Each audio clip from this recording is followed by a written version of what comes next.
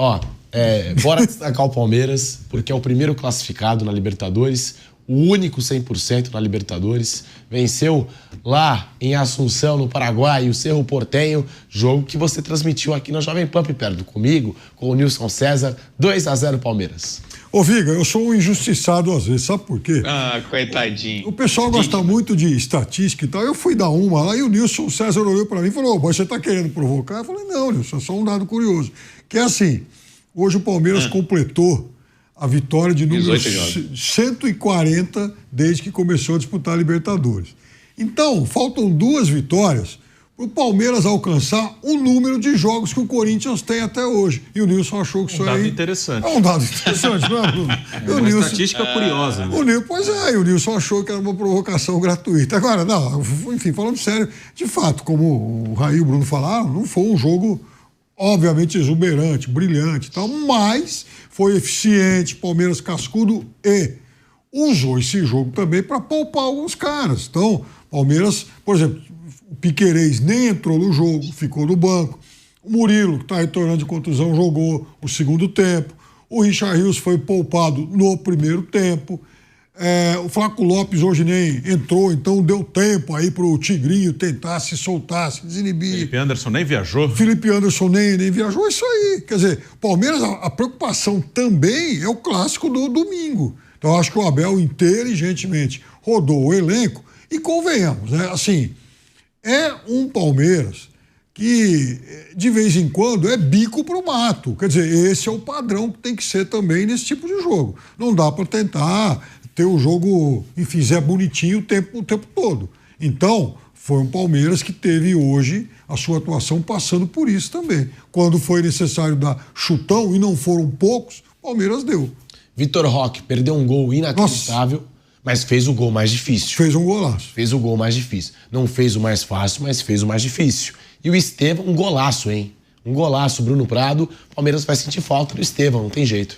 Vai, né? O futebol brasileiro, mesmo num momento que tem mais dinheiro e segura alguns jogadores que antes estariam fora daqui, como dá para citar o Veiga, o Dudu, o Gabigol, isso nos bons momentos deles. São caras que se destacaram muito aqui, em certo momento. Arrascaeta, Bruno Henrique, Gerson saiu, mas voltou, né? Esses são jogadores que antes, mesmo que eles não despertassem interesse do Real Madrid, do Manchester City, que normalmente buscam jogadores mais jovens, eles, num cenário anterior do futebol brasileiro, eles iriam para um time médio, para uma Roma, para um Sevilha, para um Betis, enfim, para um time médio ali, de uma liga grande, que com 8, 9, 10 milhões de dólares levaria qualquer um desses lá para fora. Hoje não é mais essa realidade. Hoje o Palmeiras, para que queria ele venderia o Rafael Veiga por pouco, num bom momento do Veiga? Se alguém quiser pagar 20, 30 milhões, ok, mas ele não tem esse valor de mercado na Europa, para dar um exemplo. Mas um cara como Estevão ainda não dá para segurar. Isso aí não tem jeito. É um menino muito novo, um cracaço, um jogador mágico, que aí não tem jeito. Aí os caras vêm pagar 60 milhões, 70, enfim, pela idade, pelo potencial, pelo talento. E hoje ele que fez o primeiro gol do Palmeiras, né? O Evangelista foi rápido ali na cobrança de falta e o Estevão acertou um chute espetacular de fora da área. É o cara diferente, vai fazer muita falta, mas assim, ele vai fazer falta no ponto de que o Palmeiras perde um cara que tira um coelho da cartola ali quando tá difícil. Ele faz uma coisa que você não espera, mas o coletivo vai continuar forte. Esse é um ponto muito importante no Palmeiras. O Palmeiras vai continuar competitivo, ele vai perder o cara mágico ali, o cara que vai fazer uma coisa fora do normal. Mas ele vai continuar forte, vai continuar disputando, vai brigar pelos títulos, mesmo sem o Estevão. E uma coisa que é muito importante no Palmeiras, o fato do Abel estar aí há bastante tempo, de não estar o Abel não fica com a corda no pescoço com qualquer derrota, ele sabe que ele vai seguir o trabalho dele, faz com que ele possa dar tempo para que os jogadores também se acertem, se recuperem. Porque se é um treinador que está pendurado, e aí o Vitor Roque não faz gol. Se eu segurar esse cara, eu vou cair junto com ele. Eu vou cair e ele vai cair também. Mas como o Abel não vai cair, ele deixa o Vitor Roque. E aí, bem ou mal, ele 2 jogos, 2 gols, nos últimos 2. Né? Ele demorou para fazer o primeiro, fez no fim de semana e fez hoje. E aí vai ganhando confiança. Começa a jogar melhor. Felipe Anderson chegou no meio do ano passado. No Paulista desse ano ele não jogou praticamente. Foi. E agora ele é titular do time, ele tá tendo uma sequência. Hoje ele foi poupado, mas tá jogando bem. Porque deu um tempo. E se fosse um clube mais instável, no fim do ano passado ele já estava fora. E tá aí. Agora ele é um jogador que se torna importante para o time. Isso já aconteceu com vários e vários jogadores. Então isso é importante. Por mais que o Palmeiras tenha dinheiro, o Palmeiras não vai ficar gastando dinheiro toda a janela. O que o Palmeiras fez esse ano, comprando o Vitor Roque e comprando o Paulinho, vai demorar muito tempo para fazer de novo. Porque o plano é montar um time para 5, 6 anos. Como o time que foi sendo desfeito, ainda tem alguns jogadores, mas vários importantes saíram, durou muito tempo. Durou de 2020 a 2024. Durou 5 anos. E aí foi mudando e chegou-se à conclusão. Agora a gente tem que montar um time novo. E aí investiu pesado. Aí tem grana para investir. 25 milhões no Vitor Roque, 18 mais 2 jogadores no Paulinho, 12, 13 no Facundo Torres. E se a torcida acha que no ano que vem vai gastar 20 de novo, não vai gastar. É capaz do ano que vem não trazer ninguém. Como em 2023, só trouxe o Richard Rios e o Arthur o ano inteiro. Então, esse time que o Palmeiras está começando a montar esse ano é time que tem que durar, sei lá, até 2030. A ideia é essa. Então, o Palmeiras ele tem essas coisas muito bem projetadas. E se o Paulinho eventualmente demorar um pouco, vai ter tempo. Como o Vitor Roque está tendo tempo.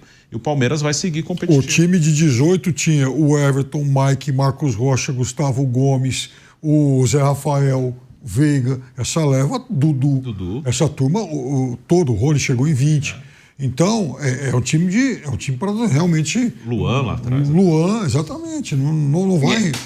E agora, o Vitor Roque hoje, por exemplo, está em cima disso que o Bruno falou, a atuação dele é tão ruim que eu duvido assim que 95% dos técnicos de futebol não teriam sacado o Vitor Roque em algum momento do começo do segundo tempo, porque ele errava tudo. Mas como o Palmeiras ganhava, não dependia do resultado, a vida tá ganha, o Abel deixou. Aí no fim o cara desencanta e faz aquele golaço.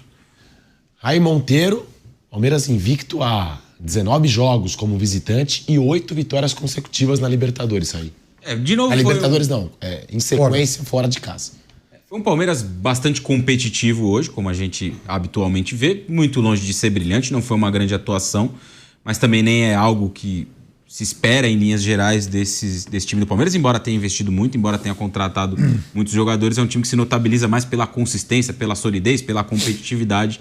E é óbvio que esses são ótimos adjetivos para um time de futebol. No jogo de hoje, especificamente, né, a gente pôde observar o Alan, por exemplo, como titular no jogo de Libertadores, que é um garoto muito versátil que o Palmeiras tem, né? Pode jogar na esquerda, na direita, um pouco mais avançado, um pouco mais recuado, faz várias funções no meio-campo. O Giai tem ganhado uma sequência muito boa nesse papel híbrido, né? Ele é um lateral direito, mas muitas vezes é um terceiro zagueiro, principalmente quando joga o Felipe Anderson ali pelo lado direito. Hoje jogou o Alan nessa função, né? Até por isso estava falando sobre a versatilidade dele. Lucas Evangelista como o jogador para ser um reserva do Richard Rios, hoje como titular. O Bruno Fux também, que chegou nessa janela e até não se imaginava que ele teria muito espaço no Palmeiras, e ele tem feito bons jogos também, na maioria das vezes que entrou bem. O Estevão com essa nova posição de 10, já há algum tempo jogando assim, né? Aliás, desde o jogo contra... Se não me engano, é no jogo contra o Cerro, né, Pedro? Que ele migra para essa função. Quando machuca o Veiga. Quando machuca o Veiga. Foi no jogo do Cerro lá 1-0, né? Aquele jogo do Richard Rios, que ele faz o gol, pede silêncio para a torcida. Naquele jogo ele começa com o Veiga e Estevão. O Veiga machuca, ele coloca o Felipe Anderson e muda a posição do Estevão. O Felipe Anderson cresce, o Estevão também muito bem, fez um golaço hoje, enfim...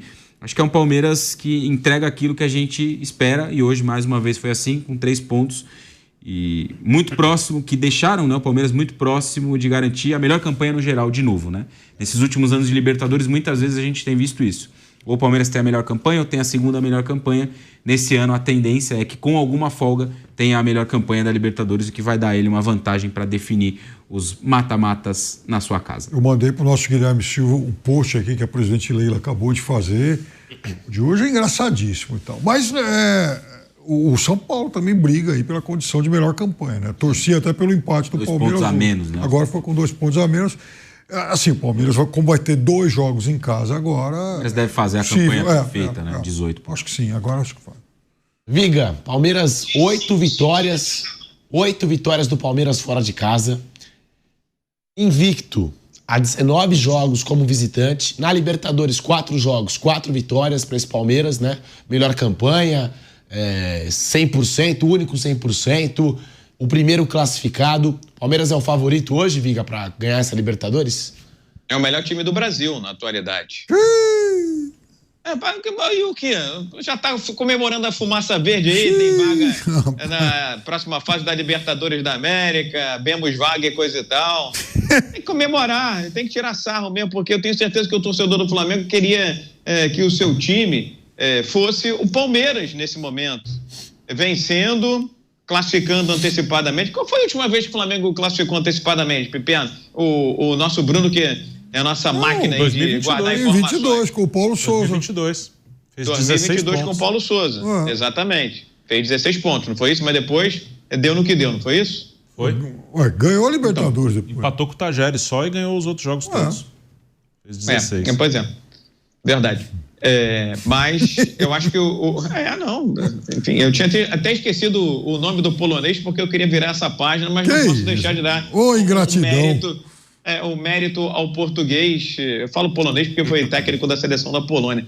Mas o Palmeiras hoje é o time a ser batido, é aquele que talvez inspire muita gente, que cause inveja na maioria, sem dúvida alguma. Para mim é o grande favorito. Mais uma vez vai ter o handicap, né, Pipiano? Se classificar provavelmente em primeiro no geral e aí vai estar sempre decidido em casa. É uma baita de uma vantagem, é um upgrade muito grande na Libertadores da América. Então, eu entendo que hoje o Palmeiras está fazendo um trabalho que qualquer time do Brasil, dentro ou fora da Libertadores da América, gostaria de espelhar, gostaria de repetir, gostaria de trilhar. E vocês falavam agora há pouco sobre a questão de pensar, acho que foi o Bruno, falou que o Palmeiras foi moldado e pensado para ter essa equipe, esse time para 2030, nessa mesma tecla que eu venho batendo do lado de cá, dizendo que o Flamengo está perdendo o tempo, né, de hoje, de passar por um processo de transição. E a transição não significa dizer perder um Gabriel Barbosa apenas, é viver realmente um processo de mudança, de contratar peças novas,